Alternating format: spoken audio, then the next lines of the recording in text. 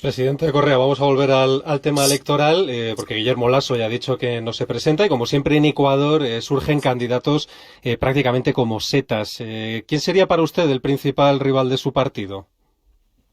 Mire, ya estamos medio viejos en estas cosas, ¿no? Y nosotros no nos preocupamos de lo que haga el resto, sino lo que hacemos nosotros. Vamos a trabajar, las encuestas son espectaculares, estamos en el mejor momento, nada está garantizado, cualquier cosa esperamos de esta gente, pero independientemente que tengamos 80% de apoyo popular u 8%, trabajamos como el primer día, como si no tuviéramos un solo voto, sin preocuparnos de quiénes son nuestros rivales, sino proponiendo positivamente, con alegría, porque sí, la situación es dramática, pero que nos roben todo menos la esperanza. Y es con alegría, con motivación que las sociedades salen adelante. Señor Correa, hay un candidato que se llama Jan Topic, que ha alabado su primer mandato presidencial, un mercenario que dice haber luchado en la Legión extranjera, que tiene una empresa de telecomunicaciones y que, aunque se presenta como un ajeno a la política, acude avalado por el tradicional Partido Social Cristiano. Muchos ven en él una respuesta a la tremenda crisis de seguridad que viven ustedes en ciertas zonas del país. ¿Qué proponen ustedes para afrontar el aumento tan grande, tan alto de asesinatos que sufre Ecuador? Bueno, averigüe si estuvo en Ucrania, que también dijo que peleó en Ucrania, ¿no? Entonces, en todo caso, ellos crean los problemas y venden sus propias soluciones. Nosotros vamos al país como el segundo más seguro de América Latina, ahora de los más violentos, y de seguir la tendencia acabaremos entre los 15 países más violentos del mundo. Es dramático lo que ha pasado. Yo soy el país con 5.6 asesinatos por cada 100.000 habitantes. Solo nos superaba Chile, que es un país con el doble ingreso per cápita de Ecuador. El año pasado acabamos con 24 asesinatos por cada 100.000 habitantes y de seguir la tendencia acabaremos con 35 por cada 100.000 y estaremos entre los 15 países más seguros, más violentos del mundo. ¿Qué hacer? Lo que ya se hizo, pues uno puede prometer, nosotros ya lo hicimos, convertimos a Ecuador en el segundo país más seguro. Y la guerra contra la violencia y la inseguridad la ganan los generales, no los Rambos, los mercenarios, los francotiradores. Uno no sabe si reír o llorar con esto. Y es multidimensional.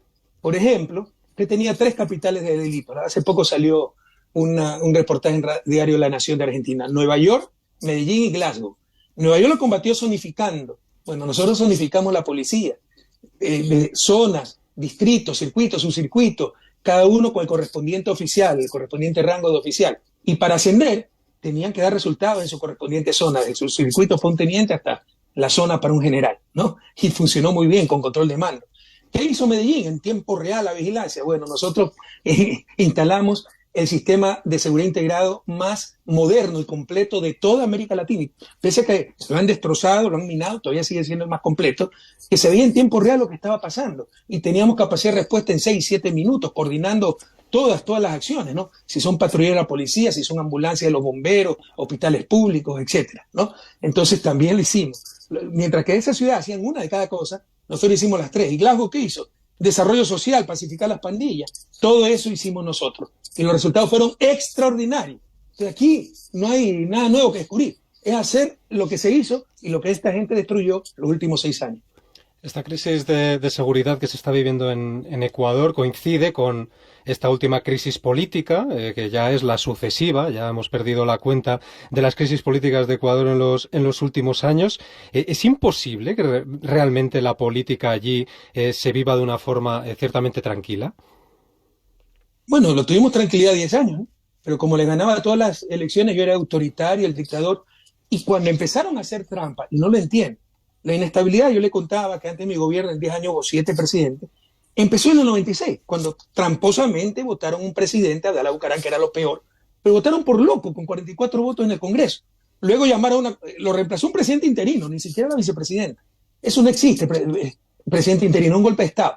Llamaron a consulta popular para que el pueblo, en efervescencia, ¿no?, en el odio contra Bucaram, apruebe lo que había hecho el Congreso y lo aprobó. Aprobó un presidente interino. Pero nada de eso legitima lo que habían hecho.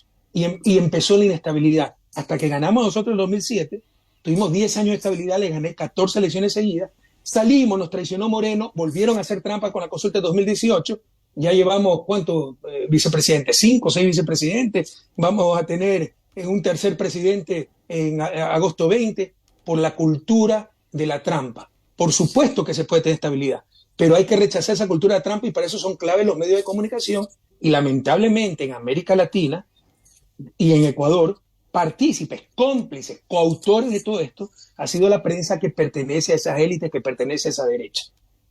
Ya por último, presidente, hasta que el nuevo gobierno y el nuevo parlamento tomen posesión, Guillermo Lasso podrá gobernar por decreto solo con el control de la Corte Constitucional. ¿Qué espera usted de estas próximas semanas hasta las elecciones? ¿Teme alguna sorpresa? Los abusos son enormes. La Constitución dice, mire, usted puede tener las instituciones más virtuosas. Nuestra Constitución es extremadamente virtuosa. Yo le diría las mejores del mundo. Pero sin personas virtuosas, todo va a fracasar. Al final del día lo importante son los valores. Y eso hemos reflexionado los latinoamericanos. Y lo que le decía, por ejemplo, esta cultura de la trampa aceptada cuando me conviene y nos destruye a todos en el largo plazo. Entonces, él lo podía llamar a elecciones anticipadas. Es competencia presidencial, pero con causales específicas. Invocó una causal de conmoción interna que no existía. Fue para evitar que lo censure la Asamblea. Había un proceso de impeachment, de juicio político. La Corte Constitucional tiene que controlar aquello y tenía que parar porque evidentemente no existía la causal. Lo dejó pasar. Entonces, fallan los controles. Le insisto, podemos tener las instituciones más virtuosas, que sin gente virtuosa todo va a fracasar. Entonces, tenemos un tramposo, el presidente, que dice, la Constitución dice, que en estos meses podrá gobernar con decretos ejecutivos de urgencia, leyes que son urgentes. Está mandando leyes para suprimir impuestos, para cualquier cosa, realmente para cualquier cosa. Entonces hacía la trampa y le permite a la Corte Constitucional cómplice Lasso aquello. Pero solo 6 meses. Si ganamos las elecciones, todo eso será revertido y tendrán que asumir las responsabilidades porque ya basta de esta cultura de la trampa.